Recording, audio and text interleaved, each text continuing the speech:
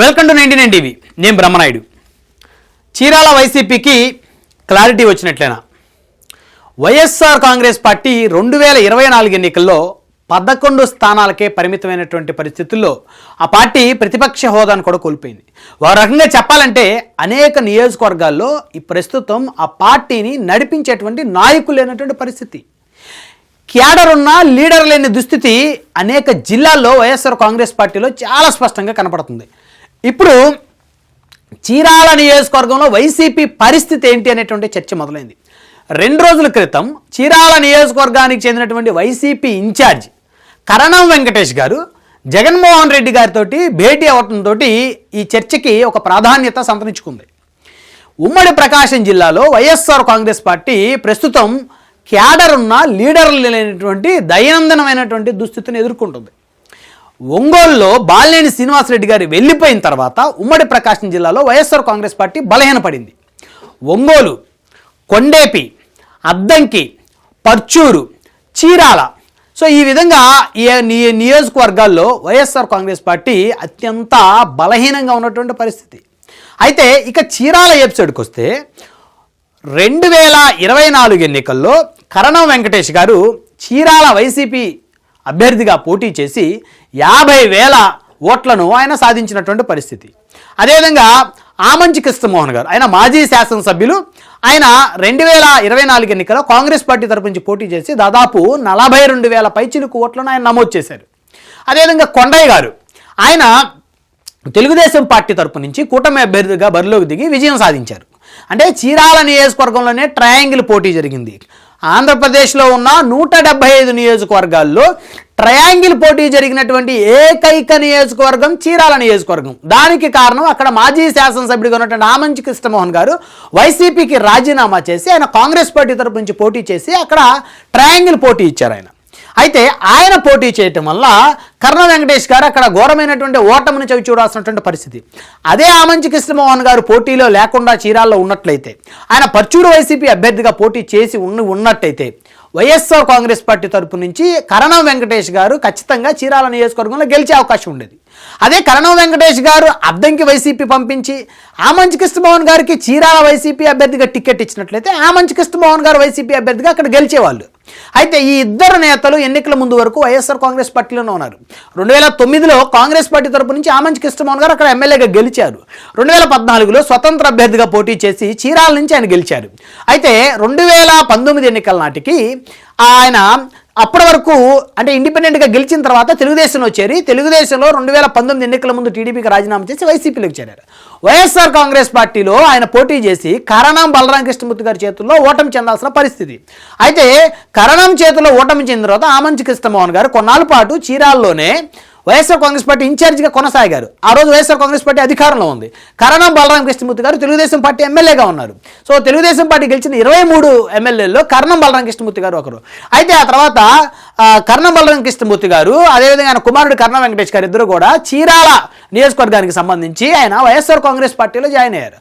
So అప్పుడు Chirala YCP ఇన్ఛార్జిగా కరణం వెంకటేష్ గారిని వైసీపీ నియమించింది. ఆమంచి కృష్ణమోహన్ గారిని పర్చూరు పంపించింది. పర్చూరు ఇన్ఛార్జిగా ఆయన నియమించిన పరిస్థితి. దాదాపు 1.5 year నుంచి 2 years వరకు ఆమంచి కృష్ణమోహన్ గారు పర్చూరులో వైసీపీ ఇన్ఛార్జిగా కొనసాగారు. అయితే అప్పుడు ఆయన వైసీపీ పర్చూరు పంపించినటువంటి క్రమంలో కృష్ణమోహన్ గారిని వచ్చే ఎన్నికల నాటికి మీకు చీరాల్లో టికెట్ ఇస్తామని చెప్పేసి ఆయనకు ప్రామిస్ చేశారంట. సో కరణం వెంకటేష్ గారిని అద్దంకి పంపిస్తామని చెప్పేసి అప్పుడు వైసీపీ అధిష్టానం కృష్ణమోహన్ గారికి చెప్పడంతో ఆయన చీరాల నుంచి పర్చూరు ఇన్ఛార్జిగా వెళ్ళారు. అయితే కరణం వెంకటేష్ గారికే తిరిగి చీరాల టికెట్ వైసీపీ టికెట్ ఇవ్వడంతో ఆమంచి కృష్ణమోహన్ గారు పర్చూరు వైసీపీ ఇన్ఛార్జిగా రాజీనామా చేసి వైఎస్ఆర్ కాంగ్రెస్ పార్టీకి రాజీనామా చేసి చీరాల నుంచి ఆయన కాంగ్రెస్ పార్టీ తరపు నుంచి పోటీ చేశారు. పోటీ చేసి ట్రయాంగిల్ పోటీ ఇచ్చి వైసీపీ అభ్యర్థిగా ఉన్నటువంటి కరణం వెంకటేష్ గారిని ఓడించడంలో కీలక పాత్ర పోషించారు. ఆయన పోటీ చేయకుండా ఉన్నట్లయితే వైసీపీ గెలిచే అవకాశాలు కూడా అక్కడ ఖచ్చితంగా ఉండేవి. సో కాబట్టి చీరాల రాజకీయం వైఎస్ఆర్ కాంగ్రెస్ పార్టీలో ఉన్న ఈ ఇద్దరు నేతలు ఎన్నికల నాటికి ఒకరి మీద ఒకరు పోటీ చేసుకోవటం వల్ల అక్కడ వైసీపీ ఘోరమైనటువంటి పరాజయం పొందింది. అయితే గత కొంతకాలంగా చీరాల నియోజకవర్గంలో కరణం వెంకటేష్ గారు కాస్త ఇన్యాక్టివ్గా కనిపించారు. అయితే గత 6 నెలల నుంచి చూసుకుంటే అంటే కూటమి ప్రభుత్వం ఏర్పడిన తర్వాత 1 year పాటు పెద్దగా కరణం వెంకటేష్ గారి యాక్టివిటీస్ ఏం చీరాల్లో లేవు. అదేవిధంగా ఆమంచి కృష్ణమోహన్ గారు ఆయన లోకల్ అవ్వడం వల్ల ఆయన అక్కడే చీరాల నియోజకవర్గంలో పందిలపల్లిలోనే ఆయన అందుబాటులో ఉన్నటువంటి పరిస్థితి. సో గత 6 నెలల నుంచి కరణం వెంకటేష్ గారు చీరాల్లో యాక్టివ్ అయ్యారు. సో గత 6 నెలల నుంచి కనుక కర్ణ వెంకటేష్ గారికి సంబంధించినటువంటి ఎపిసోడ్ కనుక చూస్తే ఆయన అప్పుడప్పుడు చీరాల నియోజకవర్గం వస్తూ ఉన్నారు. అయితే ఈ మధ్య కాలంలో ఆమంచి కృష్ణమోహన్ గారు వైవి సుబ్బారెడ్డి గారితో సాన్నిహిత్యం పెద్ద ఎత్తున కొనసాగిస్తూ ఆయన వైసీపీలో చేరతారు, చీరాల నుంచి వైసీపీ అభ్యర్థిగా ఆమంచి కృష్ణమోహన్ గారు పోటీ చేస్తారనేటువంటి ఒక చర్చ గత 2 నెలల క్రితం పెద్ద ఎత్తున నడిచింది. కానీ ఇప్పుడు ఆ చర్చకి చెక్ పెడుతూ కర్ణ వెంకటేష్ గారు జగన్మోహన్ రెడ్డి గారిని కలవటం, సో కాసేపు ఆయనతో భేటీ అవ్వటం, అదేవిధంగా ఇప్పుడు చీరాలకి ఇన్ఛార్జిగా ఆయన కొనసాగేటువంటి పరిస్థితులు ఇవన్నీ చూస్తే రానున్న ఎన్నికల్లో వైఎస్ఆర్ కాంగ్రెస్ పార్టీ తరపు నుంచి చీరాల అభ్యర్థిగానే కర్ణ వెంకటేష్ గారికి అవకాశం ఇస్తారేమో అనేటువంటి ఒక చర్చ కూడా నడుస్తోంది. అయితే ఈ మధ్య కాలంలో కర్ణ వెంకటేష్ గారిని అద్దంకి పంపించి అద్దంకి నుంచి వైసీపీ అభ్యర్థిగా పోటీ చేయించి ఆమంచి కృష్ణమోహన్ గారిని చీరాల వైసీపీ అభ్యర్థిగా బరిలోకి దించుతారనేటువంటి ఒక చర్చ నడిచింది. కానీ కరణ వెంకటేష్ గారు మాత్రం తన అద్దంకి వెళ్ళను, చీరాల నుంచే పోటీ చేస్తానని చెప్పేసి పదే పదే ఆయన వైఎస్ జగన్మోహన్ రెడ్డి గారికి చెప్పినటువంటి పరిస్థితుల్లో ఇప్పుడు ఆయన ఏ నిర్ణయం తీసుకోబోతున్నారు, జగన్మోహన్ రెడ్డి గారి నిర్ణయాన్ని బేస్ చేసుకుని చీరాల వైసీపీ అభ్యర్థి ఎవరు అనేటువంటిది డిసైడ్ అయ్యేటువంటి అవకాశం ఉంది. అయితే అద్దంకి నియోజకవర్గంలో గొట్టిపాటి రవికుమార్ని ఢీ కొట్టాలన్నా, ఆయన ఎదురు నిలబడాలన్నా, ఆయన మీద పోటీ చేసి సవాల్ విసరాలన్నా ఉమ్మడి ప్రకాశం జిల్లాలో కరణం కుటుంబానికి మాత్రమే అది సాధ్యమవుతుంది. కొత్తగా ఎంతోమంది వచ్చారు పోయారు, వారు ఎవరి వల్ల సాధ్యం కాలేదు. సో కరణం కుటుంబం మాత్రమే గొట్టిపాటి కుటుంబానికి పెద్ద ఎత్తున పోటీ ఇచ్చినటువంటి పరిస్థితి అద్దంకిలో. సో కాబట్టి ఉమ్మడి ప్రకాశం జిల్లాలో వైసీపీ నేతలందరూ కూడా కరణం కుటుంబాన్ని అద్దంకి రావాలని కోరుకున్నారు.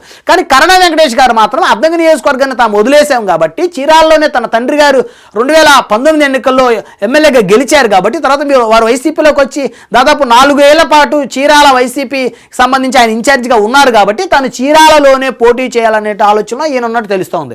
సో మొత్తానికి జగన్మోహన్ రెడ్డి గారు తీసుకున్నటువంటి నిర్ణయం చీరాల వైసీపీ అభ్యర్థి ఎవరు అనేది ఫైనల్ అవబోతోంది. అంటే ఇప్పుడు ఈ కలయిక తోటి చీరాల వైసీపీకి ఒక క్లారిటీ వచ్చినట్లేనా అనేది ప్రశ్నార్థకంగా మారింది. చాలా మందిలో కన్ఫ్యూజన్ ఉంది. సో మొత్తానికి ఆమంచి కృష్ణమోహన్ గారు ప్రస్తుతం కాంగ్రెస్ పార్టీలో ఉన్నారు, కరణ వెంకటేష్ గారు వైసీపీలో ఉన్నారు.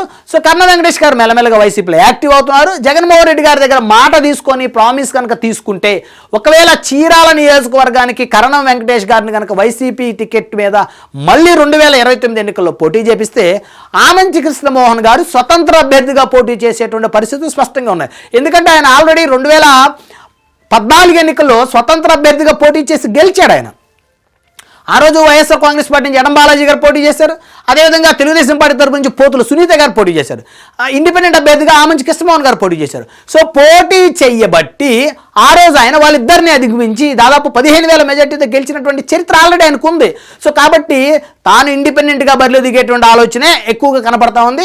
కరణం కుటుంబం చీరాల వైసీపీలను పోటీ చేసేటువంటి ఆలోచన ఉన్నట్టు తెలుస్తూ ఉంది. సో తెలుగుదేశం పార్టీకి మరి ఆల్రెడీ ఎమ్మెల్యే కొండయ్య గారు ఉన్నారు కాబట్టి మరి ఆయన ప్లేస్లో మరి ఇంకెవరన్నా వస్తారా, మరి ఇంకెవరికన్నా అవకాశాన్ని టీడీపీ ఇస్తుందా? ఎందుకంటే ఒక పక్క కనుక చూస్తే పర్చూరు నియోజకవర్గం నుంచి దగ్గుపాటి హితేష్, అంటే దగ్గుపాటి ఎవరైతే పురంధేశ్వర్ గారు కుమారుడు ఉన్నారో ఆయన పోటీ చేయాలనేటువంటి ఆలోచన ఉన్నాడు. పర్చూరు నియోజకవర్గం నుంచి ఆల్రెడీ ఎమ్మెల్యేగా ఏలూరు సాంబశివరావు గారు ఉన్నారు కాబట్టి మరి ఏలూరు సాంబశివరావు గారిని కాదని పర్చూరులో మళ్ళీ దగ్గుబాటి వారసుడికి సీట్ ఇస్తారా, లేకపోతే ఈసారి వారిని తీసుకొని వచ్చి చీరాల్లో వారికి అవకాశం ఇస్తారా అనేటువంటి రకరకాల ఊహాగానాలు అయితే జిల్లా వ్యాప్తంగా జరుగుతున్నాయి. సో ఏదేమైనప్పటికీ కూడా కరణం కుటుంబం మాత్రం చీరాల వైసీపీని వదలాలనుకునేటువంటి పరిస్థితుల్లో వారు లేనట్టు తెలుస్తూ ఉంది. అదేవిధంగా వైసీపీ అధినేత కూడా మరి చీరాల నుంచే వారిని పోటీ చేయించాలి అనేటువంటి ఆలోచనలో ఉన్నారనేటువంటి ఒక చర్చ కూడా నడుస్తోంది. సో మొత్తానికి ఈ చీరాల ఎపిసోడ్ చివరికి ఏ మలుపు తిరుగుతుందో వేచి చూద్దాం.